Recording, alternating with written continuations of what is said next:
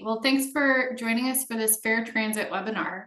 We're going to start with a little introduction of our speakers. And first, I'm going to invite Tim Nolan from AHA to talk a little bit about your organization. And AHA is the Accessibility Hamilton Alliance, which is not an incorporated entity or anything. It's just it's a group of interested folks, primarily McMaster University students who are interested in accessibility. The organization, if I could call it that, was initiated in an effort to try to understand potential members of Hamilton City Council with regard to their sensitivity, understanding, interest in accessibility. Since then, the organization has undertaken a lot of communications with council, a lot of delegations, written some reports to government around issues such as safety of people with disabilities when it comes to e-scooters, the Canada Disability Benefit Act, among others. I've delegated to Hamilton City Council on a number of occasions around matters of accessibility, one of which is of high interest, which is transit in Hamilton for all people with disabilities. And this past September, we introduced the very first ever in Canada, as far as I know, and an accessibility film festival called the Halftime Show at the Westdale Theatre, and Disability History Month in the month of September. So thank you very much for asking me to be here to talk about bus fares for people with disabilities. now we're happy to have you here, Tim. I'm going to move on to Sarah from DJNO. Do you want to talk a little bit about who you are and what you do? Sure, yeah. My name is Sarah, and I'm the program coordinator at the Disability Justice Network of Ontario. And DJNO aims to build a just and accessible Ontario wherein people with disabilities are simply free to be. This also includes having personal political agency, trying to thrive and foster community, and building the power, capacities, and skills needed to hold people, communities, and institutions responsible for the spaces that they create. And so disability justice, kind of a term that was coined by a bunch of disabled artists and organizers in San Francisco, called Sins Invalids, if you're not familiar. And so they coined this term disability justice. And with that, they've come up with sort of 10 principles that we also as an organization try to hold ourselves to. And so this includes things like intersectionality, leadership of those most impacted, having an anti-capitalist politic, commitment to cross-movement organizing, recognizing wholeness, sustainability, commitment to cross-disability solidarity, interdependence, collective access, and collective liberation.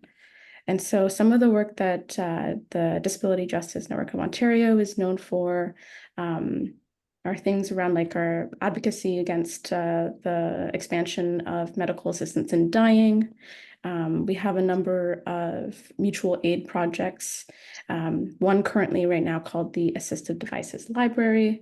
And then we also have a number of research projects that we're interested in supporting disabled people who are incarcerated. We also have one that looks at the intersection between medical racism and medical ableism. And so just that's a few things just to name what we're up to, and also makes sense to say and also share that DJNO was founded by 3 racialized disabled women, one of which most of you know, Sarah Jama, who is now our MPP for Hamilton Centre. And so, yeah, very excited to be on this panel representing DJNO, and also this fairest or a more fairest coalition. So that's it for me.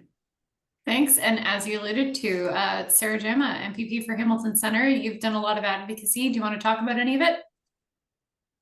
I'll save it for the panel, but I'm glad to be here with everyone on behalf of the riding. Definitely in support of a lot of the work that for all of the work that all of these organizations have been up to, and happy to be on the panel. Awesome.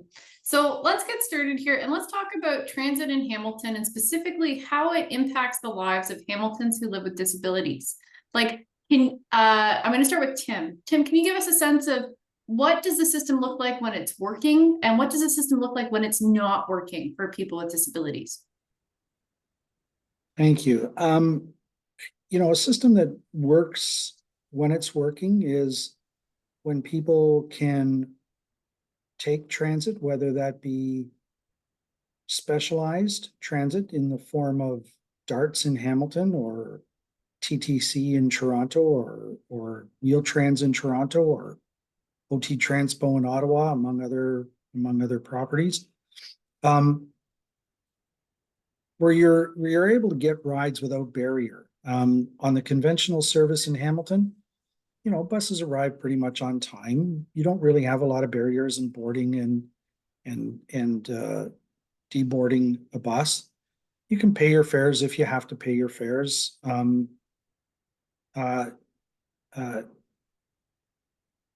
Taxi service. So, in Hamilton, there was a move afoot back in the late 2000 teens to try to get more wheelchair taxis on the road. That seemed to be going well in conversation with the city's bylaw department. But then we hit COVID and virtually all of those wheelchair taxis have disappeared. So when there's no wheelchair taxis on the road or very few taxis on the road, it's difficult to A, get a ride by taxi, and B, taxi is no longer an alternative to conventional transit, which would be the HSR. We run into a lot of barriers in the wintertime or during inclement weather, in particular on HSR, for a lot of reasons, and I can get into more detail if you wish at some later time. And right now you have to book a ride on DARTs a week in advance. And sometimes you're lucky if you can get a ride. It's not uncommon to be put on a waiting list. It's not uncommon aboard DARTs to be picked up late. It's not uncommon to be on a DARTs ride for more than an hour. And it's not uncommon to be late getting at your destination.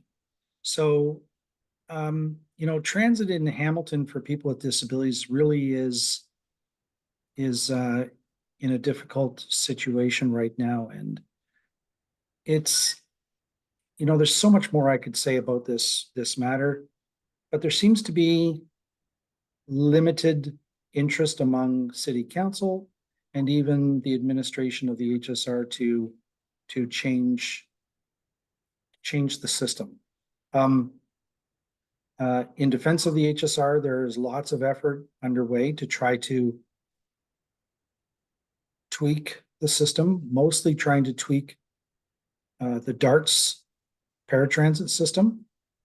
But despite all of the tweaks, at the end of the day, DARTs is highly unlikely to be any more efficient than what it is. So people with disabilities generally are in a bit of a stuck situation when it comes to transit. It doesn't work for people with disabilities in the same way that perhaps it does for able-bodied individuals. Thanks, Tim. I'm going to open it up to, Sarah. So you represent a lot of folks with a lot of different lived experience. Can you maybe describe some of the things that you've heard in some of the transit town halls about how the lack of access to transit is impacting people? Yeah, for sure. Yeah, I would say that access to transit and transit affordability impacts members in our network, but also disabled people broadly on a daily basis. And so some of the things that we've heard from members in our community, people who would normally be able to take the bus to things like their medical appointments, to things like picking up life-saving medications, to things like trying to get to food banks or grocery stores, to trying to get to various service providers are now having difficulty figuring out how they're going to afford transit. And so people who are normally able to take the bus whenever at zero cost are now weighing what that would look like. So now people are maybe like once or twice a week, I'm hearing from members. And it is completely disruptive to people's lives. And so in sort of like trying to highlight how people with disabilities rely on transit on a regular day, the problem we're facing today regarding the changes that have been made to Fare Assist makes it so that, yeah, just like the reliance that people are used to on the HSR is like kind of dwindling. And so now we have people in various mobility devices who are having to go to their appointments just by figuring it out. And it's unfortunate because, as we know, our city isn't built the most accessibly. We have construction happening almost on like every block. We have crosswalks that are being blocked off. Different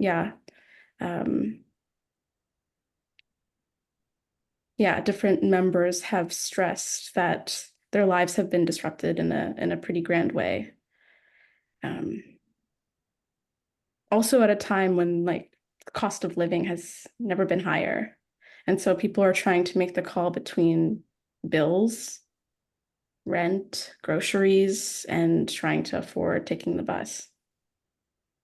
Just to paint a bit of a picture on the gravity of the situation. Yeah. Thanks, Sarah.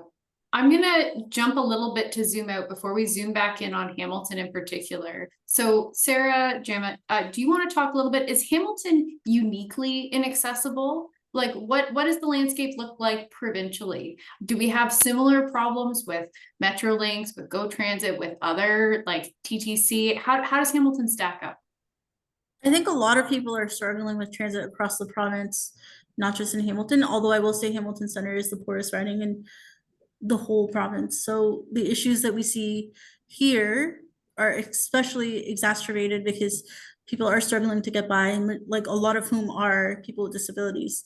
But before I answer that question really quickly, I just wanted to say one of the reasons I chose to move to Hamilton over a decade ago when I was 19 was because like the Toronto transit system was so difficult to get by through. I had no independence. I got stuck in the subway system. Like Hamilton and the fare system that allowed me to get onto the HSR for free as someone on ODSP allowed me to not have to struggle with getting lost and also like worrying about spending more money than I had at the time, learning how to get around in the city and being independent.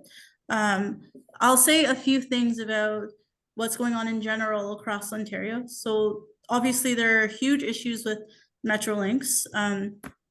Locally, we know that so many people living in encampments right now were evicted along the failed LRT line, and there are also issues with the Eglinton Crosstown and the Hamilton LRT system. The one fare policy is also very problematic in the sense that it sounds good on paper, but it's another move toward privatizing our transit systems in the sense that even though the province has said, oh, great, like everyone can pay one fare to get on the bus, the province and Ford in particular is not funding enough transit systems in local municipalities, especially rural areas, to make up for the lost fees. And we know that Hamilton has been struggling for a while with proper funding on the provincial level. We've just been completely ignored. This government tends to be pro-car and anti-people. So we see that as well with the attacks on our bike lanes, which also impact disabled people because bikes can be a mobility aid for a ton of people who physically can no longer drive cars and tend to be. We also saw this year the introduction of transit hubs. So for Wheel-Trans, which is the Toronto equivalent for our DART system, half of the people that were eligible who were disabled on Wheel-Trans were kicked out, and the system was revamped to say that instead of being a door-to-door service for disabled people, you would have to be picked up and dropped off at a transit hub, which for a lot of disabled people were taking Wheel-Trans or DARTs because walking to and from bus stops weren't an option. So half of the people who were eligible were kicked out of the system and had to reapply, and many were still considered ineligible. So for a ton of these folks, the only option kind of is public transit. And we saw in the last 2 years a significant reduction in the number of DARTs buses available. So disabled people can't reliably use DARTs. And it was brought up by Tim as well that DARTs has failed because you have to book a week in advance anyway. So the DART system is not reliable. The fleet got cut because the municipality isn't getting enough funding. The accessible cab system in Hamilton, but across Ontario, is struggling because a lot of cab drivers have to pay sometimes double the amount for the accessible cab insurance fee. So a lot of cab drivers now, especially with the increased cost of living, are parking their vehicles at home. I'm painting a picture to say across Ontario, the only option for disabled people often is the HSR, and getting rid of the ability for people to not have to put, as Sarah said, getting around in public ahead of gas, food, and rent isn't okay.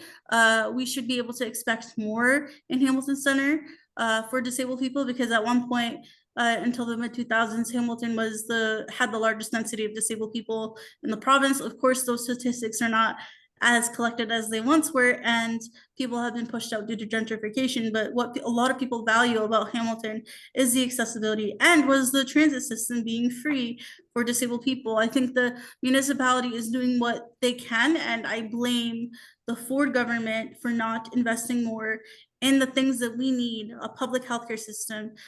We should be not prioritizing these P3 systems, the privatization of our public transit systems.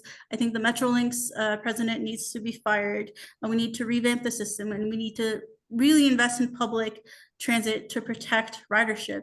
We also saw a ton of investments in many municipalities on policing on our systems. So this is for Metrolinx. It's not so much happening on local transit, but rather than investing in people's ability to use the transit system, Ford put more investments into policing those on transit.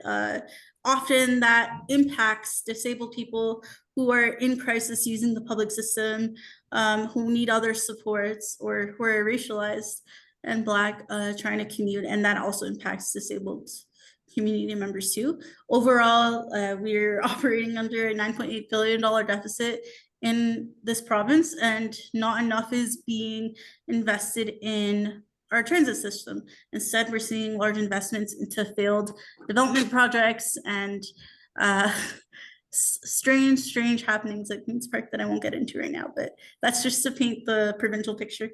Thank you. Yeah, so let's touch on some things. Yeah, Tim, I know you were part of the group that made the AODA, and so I'm sure you've got stuff to say on the provincial level.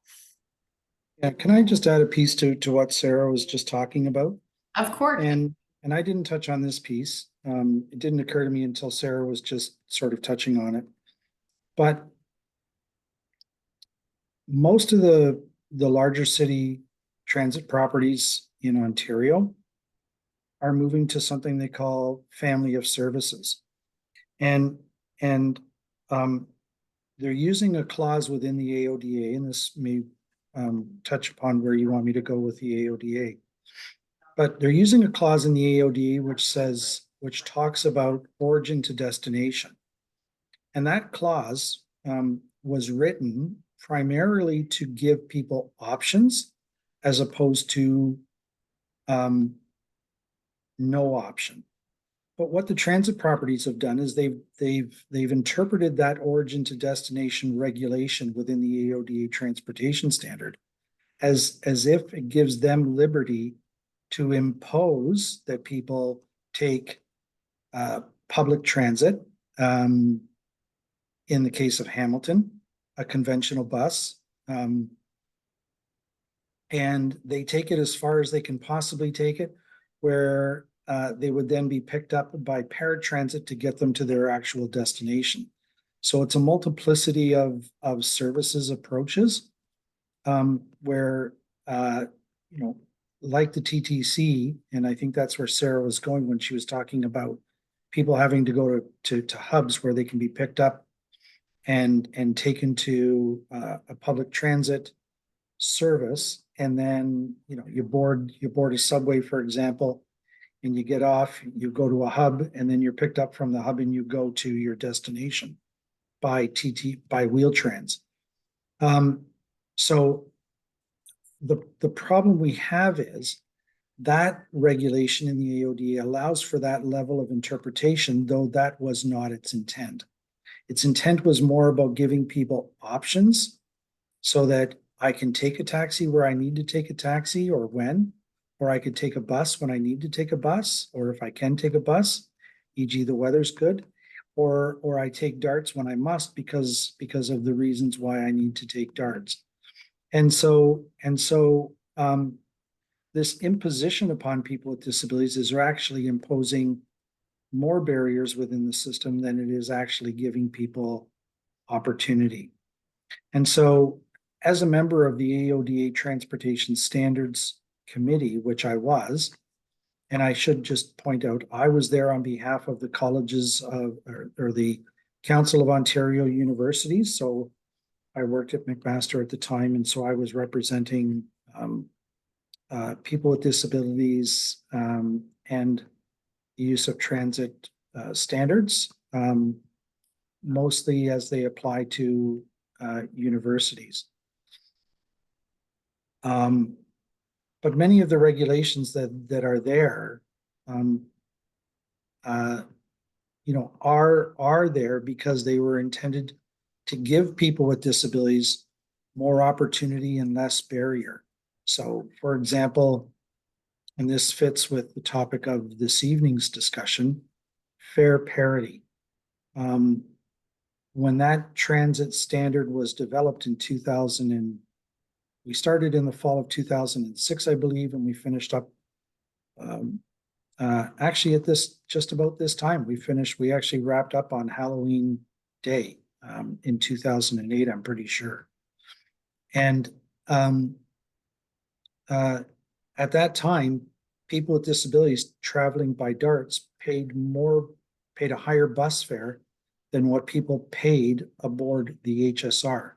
So, ignore the free bus fare issue.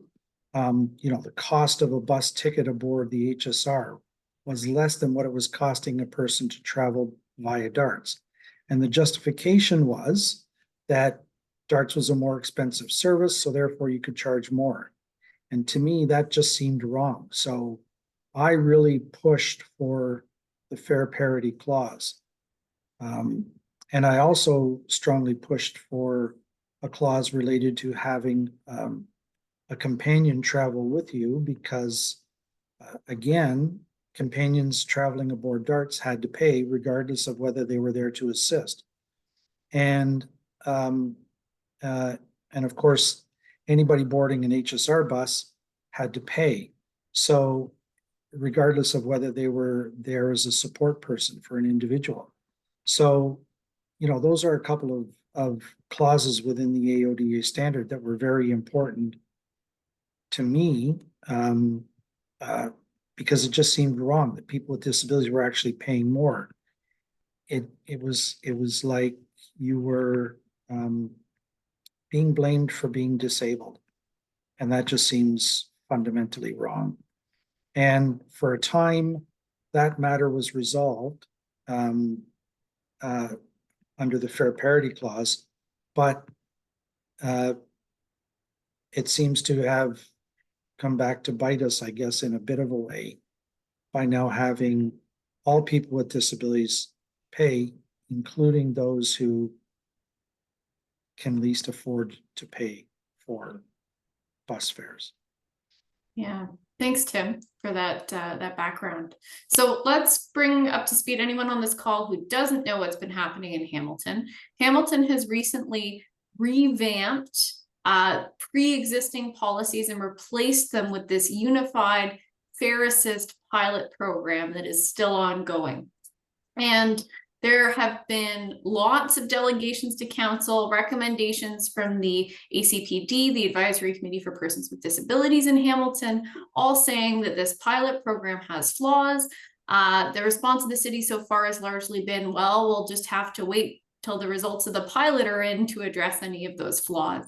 And so, Sarah, you know, you're part of the Fair Transit campaign, along with folks like me and Dawn from 350 and lots of other organizations. Do you want to talk a little bit about what the issues are and what we're seeing with this new Fare Assist rollout? Yeah, for sure. So I guess I'll start by maybe talking about the former programs if for people who don't have the context. But so what's going on with transit is that there used to be two programs, one called the Affordable Transit Pass, which was a 50% fare discount for low income riders and Ontario Works and ODSP recipients. And then there was also something called the Temporary Transit Fare Special Program, which is also known as the Voluntary Fare Program.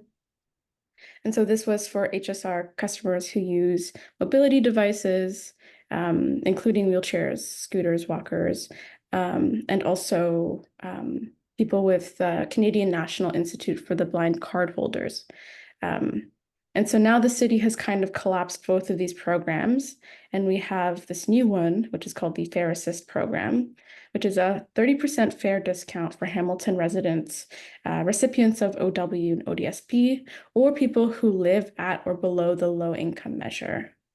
And so part of why DJNO has become involved in advocating for fair transit is because members in our network were deeply alarmed and disturbed by the changes. And it absolutely changes everything for people. We have people in our community who used to be able to ride the bus for free or for 0% fare, and who are now resorting to only taking the bus either once or twice a week because that's all that they can afford. And some have even also opted out of taking transit at all because it sometimes just comes down to paying, like I said before, paying bills or groceries or and I think this is also reflective of the realities of social assistance. There isn't much wiggle room for those on it. And so this change, despite the attempt that the city is trying to make transit fair for everyone, although some of us know that the answer to fair transit is free transit for everybody, it has inevitably made access to transit more inaccessible. And so that's where we see the problem, as it directly worsens and makes disabled people's material conditions worse, as well as people who are poor, people who are unhoused. Yeah, if that's helpful at all. Yeah, it is. And we're going to talk a little bit more about what this Fare Assist piece means. So, Sarah, to paint the picture in that broader context of folks receiving OW and ODSP, right? Like when we take a look at who is paying and how much people are paying, you know, as Tim was saying before, the least equitable way to make a transit system is to make the people who can't pay the most. And just a quick comparison here, the 2024 bus pass cost for McMaster students is $250 for an annual pass. The Fare Assist is $1.96, $2 per ride. So someone who uses the bus fairly frequently will very quickly blow past the amount of money that some folks at McMaster who never even use their bus pass are able to get this great access. That same access isn't being granted to the people who can afford it the least. And one of the things about ODSP and OW is that they are legislated poverty. And I know you've done a lot of work around that. Can you speak about sort of why this is the worst, least equitable solution to this problem? Absolutely. I think that echoing what Sarah said, and a lot of people on this call believe, is that transit should be free for everybody. Public services should not be commodified. I was able to work with the ODSP Action Coalition and a few other groups at the end of the last term, or February of this year, to put forward some motions to support disabled people living on OW and ODSP. We know that we haven't seen real significant increases to social assistance since the early 90s. Many of the people who are living on social assistance cannot work or find work, a lot of times due to disability. In fact, a large proportion of people living on OW have applied to be on ODSP or were rejected because the rules became more stringent, but they are disabled people. And we also know that the workforce over time is and can be disabling. The leading cause of disability in Canada is aging. So everybody will be disabled at some point. And if you work a laborious job, many people now have to have 3 jobs in order to pay their rent. Over time, you will accrue disabilities. So the everyday worker, the everyday disabled person will find themselves in situations where they can no longer work, and many of those folks are forced to be on social assistance, OW or ODSP. Many people also stay on ODSP who would otherwise try to find work because of the benefits. We don't have proper benefits here in Ontario, and in fact, a lot of our benefit systems continue to be privatized our public healthcare system continue to be privatized by the Ford government. So now people have to pay for x-rays, sometimes to get their blood drawn. It depends on where you go. And people cannot find a family doctor, leading to more exacerbated cases of disability and illness, right? So over and over again, disabled people continue to be left behind. And the last thing people need to be thinking about is how they're going to get to and from their medical appointments, or to the grocery store, or to the cancer treatments on the bus, when they already are struggling to get by because social assistance has been legislated below the poverty line. In order to have a caring community that values every single person, we need to value people regardless of their ability to work. And Doug Ford was in the news just this month saying that people need to get off their ass and go to work, as though the majority of folks are not struggling to get by on 2 or 3 jobs right now and still can't make their rent. It's a ridiculous situation. I went by an encampment at Beamer Park last year. BBC came down for a documentary on medical assistance in dying, and I actually took them to Beamer Park because to show them that a majority of the people who were experiencing homelessness were living with disabilities and had assistive devices and nowhere to go. They couldn't find accessible, affordable places to live. And so we need free transit to give people some hope at being able to survive. They shouldn't have to be worrying about how they're going to get to and from when all of their basic needs are not being met. And more than that, on principle, the things that we need to survive shouldn't be commodified. I think that everyone deserves the right to housing, and everyone deserves the right to access transit, no matter what your income is or if you're able to work. I don't know if that answered your question because I kind of rambled. Did I miss anything else? That's all right. We'll loop back to things, but yeah. I wanted to talk about a couple pieces more on this local fare assist. And Tim, I'm going to bring it back to you because there's 2 separate issues with the way the fare assist has come out. One of which is the fare payment and the unfair burden, and often too high burden it places on the most vulnerable folks in our community.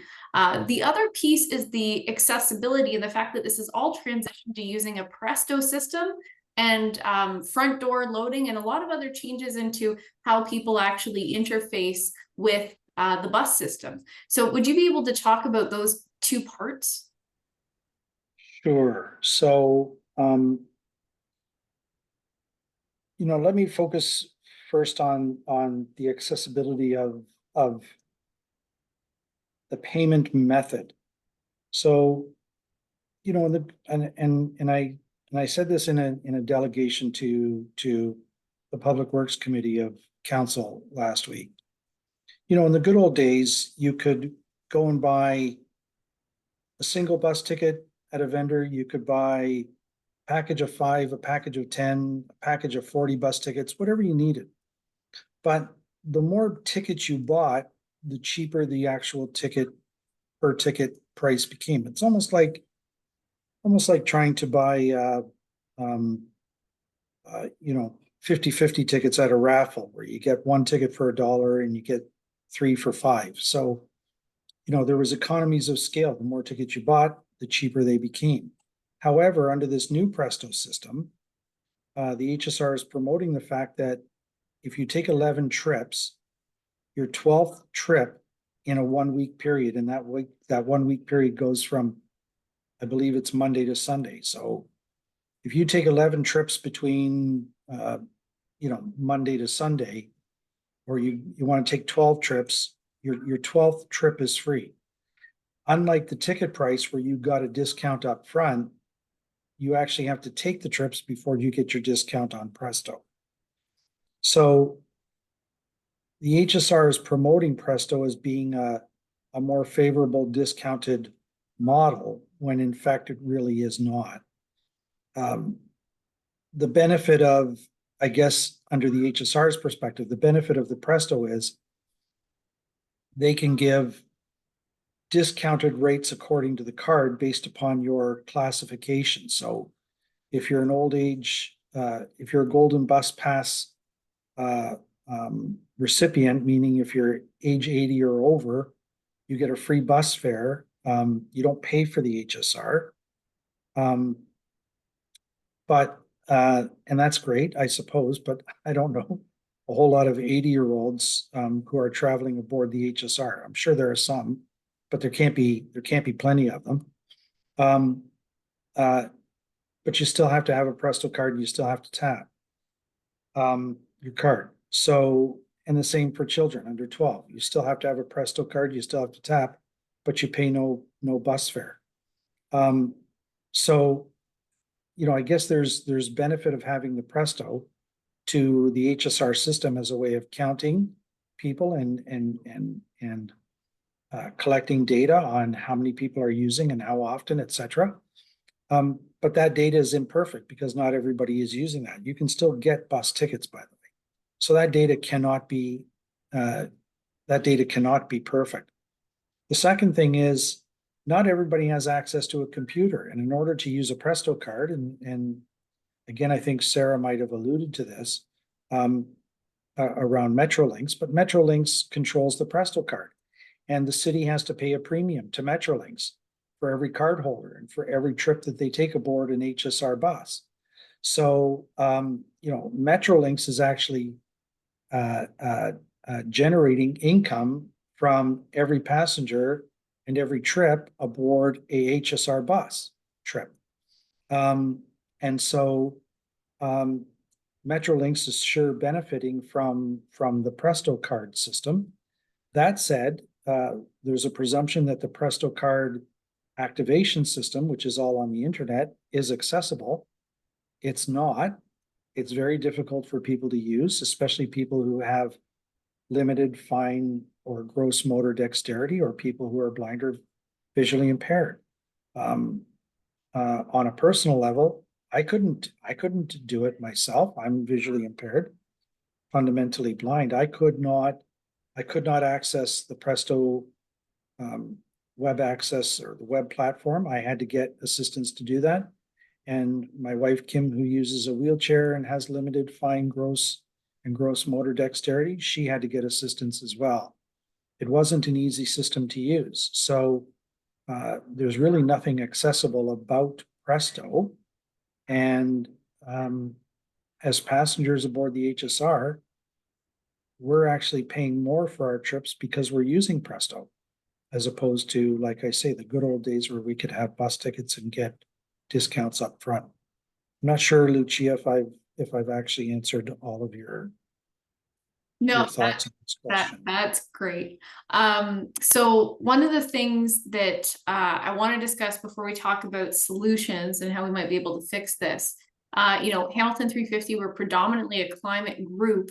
I just want to take a sec to talk about how the climate crisis impacts folks with disabilities. And the data we have from everywhere in the world is that the more vulnerable a person is, the more strongly affected they are. We are not affected equally. That's the whole concept of climate justice. And Tim, you've already made a couple allusions toward inclement weather, right? Being a struggle. Sarah, I know you and I at the Transit Town Hall were hearing from people that, like, it's, you know, they can't afford to take the bus ticket, but they're going to have to walk in extreme heat. People who already have, you know, severe physical risk factors for heat-related morbidity and mortality. So I'm going to open it up to everybody because I'm sure you all have things to say about how the increased cost of living, increased inclement weather, heat stress, like these are impacting folks in the disabled community with outsized impact. So Tim, I see you've taken off your mic. Would you like to speak first to this? I can, if Sarah or Sarah want to go ahead of me, that's fine too. I was just muting and I unmuting. think you're all set. They're happy to let you go. So, inclement weather is difficult for people with disabilities, of course. It's difficult for everybody. Extreme heat in the summertime, extreme cold in the wintertime, maybe lots of snow. As a visually impaired person, and this goes back to, some of the limitation of darts. There's a move afoot by the HSR to try to get more people off of darts and onto the conventional system, which is interesting because now they're doing everything they can to compel people with disabilities who previously did not pay for bus fare to now pay, even though they paid aboard darts, they could have traveled aboard the HSR for free. And because they were traveling aboard the HSR for free, it took some pressure off of darts. Now that they've imposed a payment system aboard the HSR, now there's more pressure upon darts for people to go back to darts. I mean, if I'm going to pay anyway, I might as well pay for the door-to-door service, particularly during times of weather that is going to be very impactful upon me. So, the weather makes it difficult to get to bus stops, particularly in the wintertime. Of course, in the summertime, how difficult is it to stand at a bus stop and bake in the heat, in the sun and the heat? So, I think there's certainly a correlation between the method of transit that people are using, particularly during periods of inclement weather, some of the challenges related to being bumped off of the system because you can't get a ride because darts is all booked up. You have to book a week in advance, and you'd be lucky if you can actually get through the phone line. Sometimes their phone lines are down because there are too many people in the queue waiting to book rides. So, there's a high demand aboard darts, and I think that's actually increased subsequent to the whole fare assist issue. Although the data, if there's data on that, it would be interesting to see it. But there certainly is that correlation between whether the use of darts or the use of conventional. I'm not even going to really talk about taxis because there just isn't enough taxis in the system to take much pressure off of the systems. But I also wanted to mention healthcare, which is of course very important to everybody. You can't get to the front of any hospital in this city if you use a mobility device unless it's a powered mobility device, without some kind of assistance, or by traveling to darts. The main entrance to each of Hamilton's hospitals is up a fairly long and steep incline, which makes it difficult for many people with disabilities using mobility devices to be able to get to the main entrance of a hospital. And if you're not a darts passenger, that will make it much more difficult for you to get there unless you can somehow get assistance on a personal level. And so, the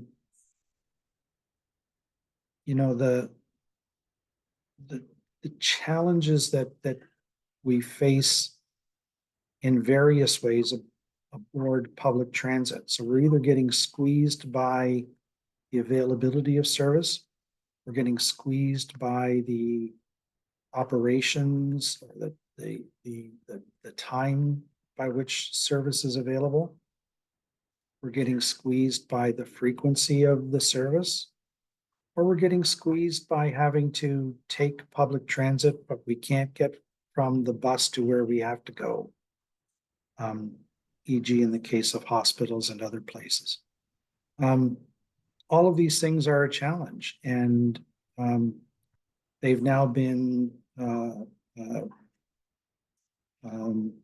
exacerbated in many ways because of a change in the bus fare structure. And I appreciate Sarah's comment about how there are many people on Ontario Works who live with disabilities and are being denied access to ODSP.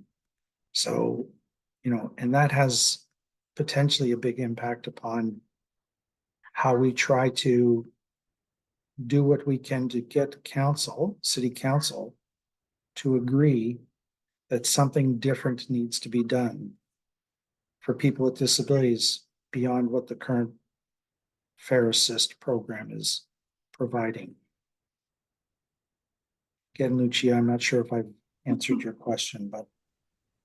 Yeah, no, thanks. That picture of just being squeezed in every single way that you pursue services, right? To see the degradation on all fronts. Looping back to talking about why it becomes more life and death for people when they're making these important decisions about how they're going to get around and where they're going to go.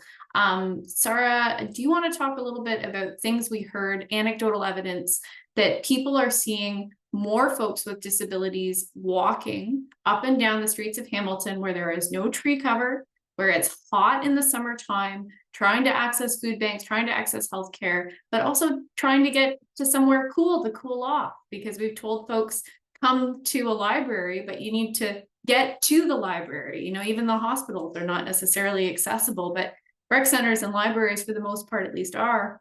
That if people have to walk there and they get heat stroke en route, that's not a good solution either. Yeah, it's exactly as you said it. People at the town hall mentioned seeing more evidence of disabled people walking or just like being on the streets trying to get where they are, rather than being on transit. And so that's, I think, been happening for a while now, since the implementation of the new fare program, which also took a lot of people by surprise because of the way that it was communicated. And so, yeah, I absolutely agree that not only are disabled people the most vulnerable to facing the impacts of climate change, disabled people are often the first to get left behind. And so we see this with the lack of, as you said, cooling and warming centers. There's also a number of medical conditions that make it so it's really, really difficult being in extreme heat or extreme cold. And now people are being left to their own devices of trying to figure out how to get around the city. And it is costly. It impacts people's health, it impacts people's well-being. And it would make more sense as the realities for climate disaster and severe weather changes that more people would be relying on public transit. And so you would think that because that's where we're heading, city would realize that, the severity of public transit and the reliance that disabled people have on public transit, that the reliance on people that are low income have on public transit, instead of whatever is happening right now. It seems like the response to this sort of crisis we find ourselves in is one that continuously defaults to austerity. And so I don't know, it's pretty bleak, but we are hopeful in trying to suggest an alternative, especially because it's like it will impact people's health and lives. Yeah, thanks, Sarah. Last speaker on this, Sarah, anything you want to add? Yeah, I'm really passionate about this because we're in a climate catastrophe, and every time there's been any semblance of emergency response needed, people with disabilities have always been left behind.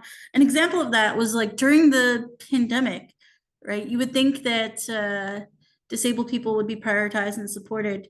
But instead what we saw was the shutting down of like services that would require supports or services disabled people would require in order to get to food banks. I remember having to push back against the HSR because disabled people all of a sudden weren't allowed on the front of through the front of the bus because bus drivers were worried about catching COVID, right? And disabled people who were already immunocompromised were staying in their houses and not going to food banks because they also didn't want to catch COVID, but somehow they were being blamed during that time. And there was just no supports to get food bank materials or any supports getting to like medical appointments during the first wave of the shutdown for disabled people. And we've seen other examples of that too. Hamilton has some of the worst air quality rates in the province, like in my riding. And I have door knocked and talked to folks who have said, yeah, depending on the air quality rates for that day, I check daily. There are days where I just don't leave the house. That's not an accessible way for disabled people to be in community who need supports, right? The reason we are able to see disabled community members thrive or seniors age in place, age at home, is because of community supports. But oftentimes we see during climate catastrophe or issues like the pandemic, when we need disaster planning to be prioritizing disabled people the most, disabled people are forgotten or left behind. They're not part of the emergency response. I look to our neighbors in the States and I worry very deeply about, you know, when there were examples of climate catastrophe by way of like hurricanes, the amount of people who were just told evacuate or you'll just die, right? And then people just weren't able to evacuate, who weren't able to drive or get out or didn't have the money for thousands of dollars of in plane tickets because the airlines were price gouging. This is the reality that we are staring directly into because our government is not prioritizing addressing the climate catastrophe in front of us. And we have no disaster planning, no emergency planning for disabled and vulnerable community members who will get sick. Also, during the pandemic, I know the heat waves were brought up a lot, but disabled people actually genuinely died like en masse number in BC because there was just no planning for disabled people. And the planning that the city did was to tell people to stock up on their prescriptions. They sent out like a letter saying, make sure you stock up on the medications that you need. But for disabled people who couldn't go outside in the heat because of the heat crisis, they were just left to die. And I think that's really the reality that we're looking into. And I think all of these attacks on public transit or like our bike lanes and infrastructure to protect our ability to get around as disabled people is an added component of that terrible planning to protect disabled people in times of crisis. Thanks. Yeah. So Tim, I know you have to go momentarily. Just to wrap this up, you have been working really leading the charge on a lot of the stuff that's coming forward locally in Hamilton as part of the Fair Transit campaign. What, quick solution, or maybe not quick, but what immediate solutions would you like to see at the local level to help address some of these problems we've been talking about? That's a great question, because I think what we've been talking about is probably falling far short of what we really need. And of course, there are going to be two extremes. We could take the minimalist approach, which is just simply go back to the way things were. Give people with disabilities who have a visible disability free transit, which was the voluntary pay program, and give people with CNIB cards free transit, and go back to the other program, and I can never remember the name of it, but it's the one where people on Ontario Works would get a 50% discount. on their bus fares. You know, just go back to the way it was. But on the other extreme, you've got free bus fare for everybody all of the time. But where do we fall in the middle? The biggest challenge in that is going to be, what is the appetite of city council? What are they prepared to accept? And what are they not prepared to accept? Or what are they not, where will they not go? My guess is at this moment, they're not going to go all in. Free bus fare for everybody all of the time. I don't think they are there yet. Some councillors, I'm sure, would probably support that idea, but I don't think there would be a majority to reach there. The second issue with that is we're probably not at a place where other levels of government are going to support that kind of program, and therefore, you know, there's going to be, I think, a period where we will continue to live where there's an expectation that passengers are going to pay some of the cost of the actual cost of what it costs to take a trip aboard a bus, or what it costs to take a trip aboard a darts vehicle. There are other ways of delivering transit in the city that would actually be more cost effective and more service effective. But again, there seems to be no appetite by council or even the staff of the HSR. So where do we go from here? It's my personal opinion that I think we just chip away. We chip away, and when we get a little bit of success, we move it forward a little bit more. So maybe if you know, the groups that are most involved in this are come to an agreement and consensus, that we at least create a sibling program to the Fare Assist program, but one that is for people with disabilities, and create a pilot that would run parallel to the Fare Assist pilot program, but one that would be geared toward people with disabilities and those who live at or below the low income measure, so that they can then have affordable transit, which would be fundamentally zero cost transit for those people, regardless of the nature of their disability. We would still have some logistical challenges to deal with, such as how do people apply for that? Do they have to apply for that? How do we operationalize that? But that becomes a matter for the HSR to deal with. I think the coalition here can probably have a lot of input into how they might operationalize that in a more accessible way, or in the most accessible way. But that's more of an operational matter. So I think, you know, where we should probably try to push, and anybody and everybody who's possibly listening or watching this discussion tonight might very well have something to say to their city councilor in support of some kind of parallel program to Fare Assist for people with disabilities who live at or below the poverty line, so that there is zero cost for transit, so they can get back to doing what they need to do throughout their daily lives, whatever that may be, without impediment by having to pay for transit. Great. Thanks, Tim. I think that's a pretty clear takeaway. It's just like the golden pass for folks over 80, but for folks who have a disability and are in that low income category, we could do that today. Sarah, as DJNO, is definitely one of leading the charge with this Fair Transit campaign. What can people do to follow along with where this goes next, and what community outreach is DJNO and the other members of the coalition planning to do?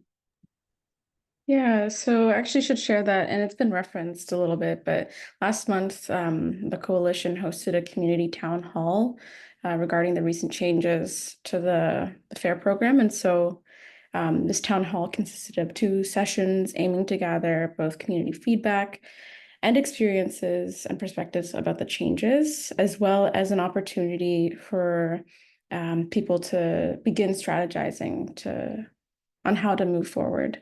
And so some of the questions we asked riders consisted of things like, well, how did you hear about the new changes? What do you think? How do you understand HSR's FAIR program currently? What are the impacts? Have you tried signing up for the program? Did you encounter any challenges? As well as asking questions like, what would a more fair program look like?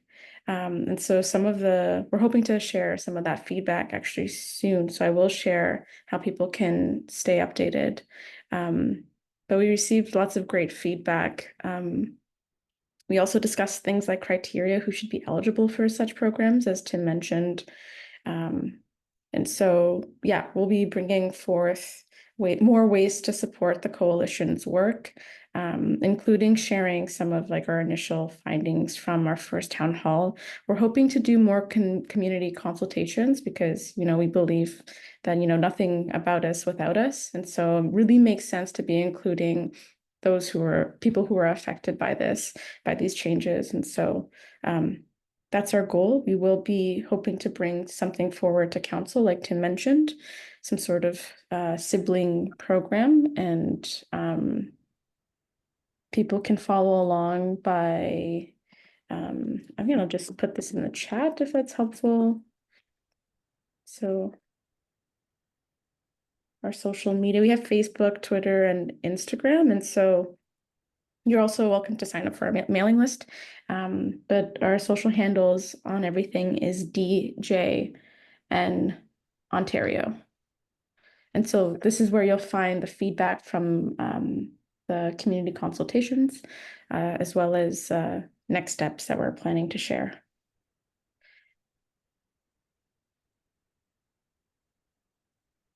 Awesome. Thanks, Sarah. Just really quickly, I know that Tim has to leave. And so I was going to say thank you so much, Tim, for taking the time to come join us and share just always so much knowledge. Every call I'm in, I learn stuff from you. I'd just like to say thank you for asking me to be part of tonight's discussion. And thank you very much to Sarah and Sarah for their kind words about this issue. And I appreciate being included with Sarah and Sarah. Been my pleasure. So thank you very much, and we'll hopefully catch up soon. Bye, Tim. We should talk, Sarah. I'll email you. Okay. All right. Let's do that. Okay. Thank you so much. Thanks, Take care, Tim. everybody. I got to jump off to another meeting. All right, we'll talk soon. All right. Bye, Tim. Yeah, and then sorry, jumping back. Sarah, any final words you'd like to add? Yes, I think that the LRT system in Hamilton is failed. And while I believe in the idea of it, I don't think it's going to happen. And so I think the billions of dollars that was supposed to be invested by the province into the failed system should be invested into our public transit system that already exists as well. Instead, we need to be making sure that our transit system is usable, and the government could be doing more to support that. So I hope we don't lose the money due to the failed LRT system, and it should be going back into supporting like the Beeline or other ways that HSR needs support right now. Yeah, very good point. Thanks, Sarah. All right, so I think that is more or less going to wrap up our discussion for tonight. We are going to post this video on YouTube for everyone to share and to get the word out, because not enough folks understand what has happened in Hamilton if they aren't directly affected. And we need to broaden the coalition of folks who are going to advocate for the changes that we just outlined, a new pilot program in parallel with the Fair Assist pilot that at the very least is going to start to address the most egregious gaps in the current system. So yes, thank you so much, Sarah, and Tim, who left us. Really, really appreciate your time and all the lived experience and experience of others that you bring to the table. And thanks for sharing that with us tonight. Bye, everyone.